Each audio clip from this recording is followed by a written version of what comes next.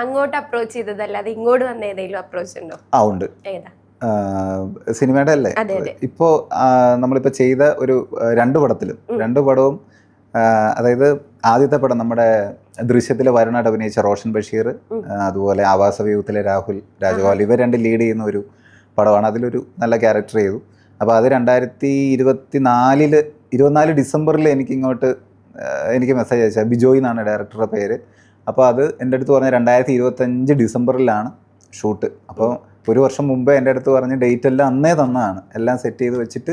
അപ്പോൾ അത് ഇങ്ങോട്ട് വന്ന കോളാണ്. ആദ്യമായിട്ട് എനിക്കിങ്ങോട്ട് കോള് വന്നതാണ്. പിന്നെ കോള് വന്നത് ഇപ്പോൾ പ്രഥമദൃഷ്ട്യ കുറ്റക്കാർ. അത് ഓൾറെഡി ഞാൻ നാളുകൾക്ക് മുമ്പേ, ഷഹദ് എന്നാണ് ഡയറക്ടർ പേര്, സാറിൻ്റെ അടുത്ത് ഞാൻ മെസ്സേജ് അയച്ചതാണ്.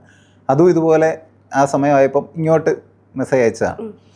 പിന്നെ 1-2 പരിപാടിയൊക്കെ ഇങ്ങനെ സംസാരിച്ചും ഇങ്ങോട്ട് പറഞ്ഞ് അപ്രോച്ച് ചെയ്ത പ്രൊജക്റ്റുകളുണ്ട്. അത് പ്രൊഡക്ഷൻ്റെ സൈഡിൽ നിന്നുള്ള ഇതും കാര്യങ്ങളൊക്കെ ആയിട്ട് കുറച്ച് ആർട്ടിസ്റ്റുകളുടെ ഡേറ്റ് കാര്യങ്ങളൊക്കെ ആയിട്ട് കുറച്ച് ലേറ്റ് ആയിട്ട് ഇങ്ങനെ നിൽക്കുകയാണ്. അതെല്ലാം ഇങ്ങോട്ട് വന്ന ഇതുകൊണ്ട് നമ്മളായിട്ട് ചോദിച്ച കാര്യങ്ങളുണ്ട്.